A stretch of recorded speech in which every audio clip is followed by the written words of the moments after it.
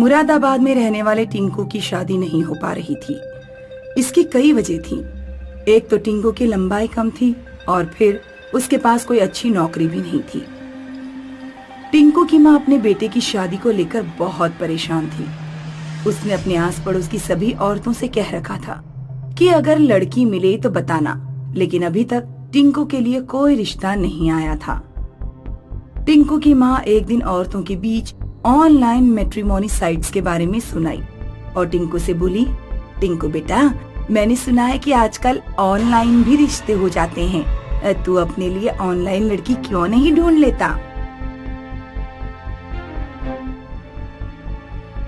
अपनी माँ के कहने पर टिंकू ने 3-4 मैट्रिमोनी साइट्स पर अपनी आईडी बना ली और कई लड़कियों को मैसेज भी किया, लेकिन टिंकू के पास किसी लड़की का रिप्लाई नहीं आया।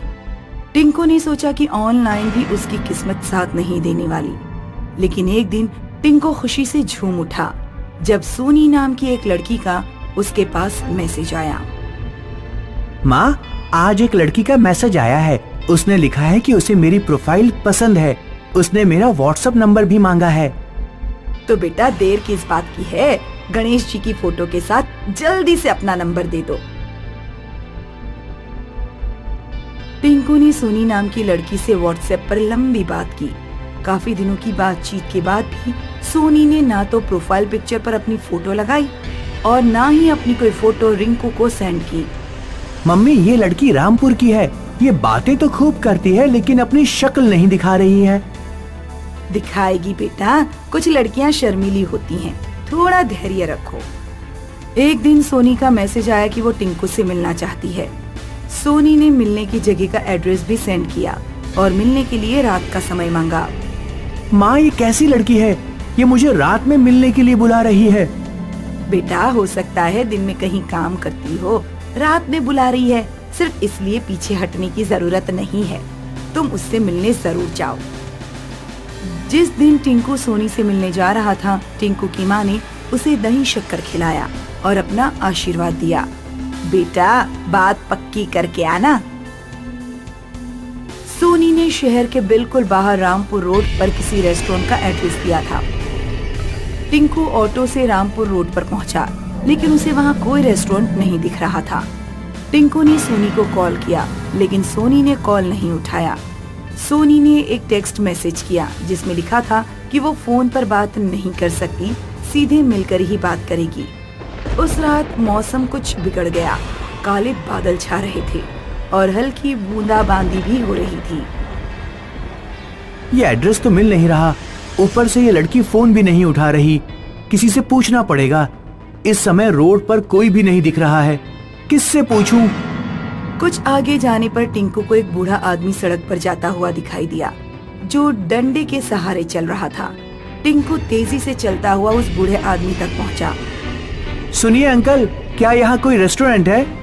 बूढ़े आदमी ने जब अपना चेहरा टिंकू की तरफ घुमाया तो टिंकू के रोंगटे खड़े हो गए। बूढ़े आदमी की आंखों के गुल्ले थे ही नहीं।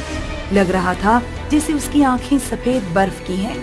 बूढ़ा आदमी पागलों की तरह हंसते हुए कहने लगा, मैं तुम्हारा ही इंतजार कर रहा था। आ गए। सोनी तुमसे शादी करना चाहती है। चलो मेरे साथ, चलो चलो। बूढ़े आदमी ने कसकर टिंकू का हाथ पकड़ लिया। छोड़ो मुझे, छोड़ो, मैंने कहा छोड़ो मुझे, छोड़ो। 2-3 बार कहने पर भी जब बूढ़े ने टिंकू का हाथ नहीं छोड़ा तो टिंकू ने जोर से धक्का मारकर बूढ़े को गिरा दिया और वहाँ से भाग निकला।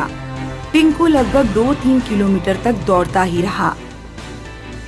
वो तब रुका जब किसी लड़की ने उसे पीछे से आवाज दी, सुनो, कहाँ भागे जा रहे हो? टिंकू ने पीछे मुड़कर देखा तो कुछ दूरी पर बिल्कुल बीच रोड पर एक सुंदर लड़की खड़ी थी जो उसे आवाज दे रही थी, यहाँ आओ मेरी तरफ, मैं तुमसे मिलना चाहती हूँ। टिंकू ने देखा कि रोड पर तेज स्पीड में एक ट्रक आ रहा है। लड़की रोड के बीचों बीच खड़ी थी और बिल्कुल भी वहाँ से हट नहीं रही थी। टिंकू चिल्लाया, मैं तुमसे मिलना चाहती हूँ, यहाँ आओ। इससे पहले कि टिंकू लड़की तक पहुँच पाता, टिंकू की आंखों के सामने ट्रक लड़की को कुचलकर चला गया। खून के छींटे टिंकू के चेहरे तक आए। ये मेरे साथ क्या हो रहा है? वो बूढ़ा आदमी कैसे जानता था कि मैं सोनी नाम की लड़की से मिलने आ रहा हूँ? उसी समय टिंकू की मम्मी का फोन आया। हेलो मम्मी, यहाँ पर कुछ अजीब चीजें हो रही हैं। मैं घर वापस आ रहा हूँ मम्मी। बेटा, लड़की से मिले या नहीं? नहीं मम्मी, मैं नहीं मिला और ना ही मिलना चाहता हूँ। टिंकू को रोड पर एक ऑटो आता हुआ दिखाई दिया।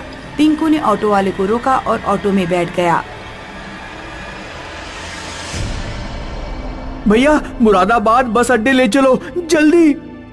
टिंकू ऑटो में अपनी मम्मी से बात कर रहा था। तभी उसने देखा कि ऑटो वाले का सिर एक चुड़ैल के सिर में बदल गया। चुड़ैल का सिर 180 डिग्री पर टिंकू की तरफ घूम गया और टिंकू चलते हुए ऑटो से कूद पड़ा। जब टिंकू की आंख खुली तो उसने खुद को हॉस्पिटल में पाया। क्या हुआ था माँ? मैं यहाँ कैसे पहुँचा? घबराओ नहीं बेटा, तुम ऑनलाइन रिश्ते भेजने वाली एक चुड़ैल के चक्कर में फंस गए थे। एक बस वाले ने तुम्हें यहाँ हॉस्पिटल पहुँचाया। उसी ने बताया कि कुछ साल पहले रामपुर में सोनी नाम की एक गरीब लड़की रहती थी जिसकी शादी नहीं हो पा रही थी। सोनी ने अपने लिए मैट्रिमोनी साइट से ऑनलाइन रिश्ता ढूंढना शुरू किया।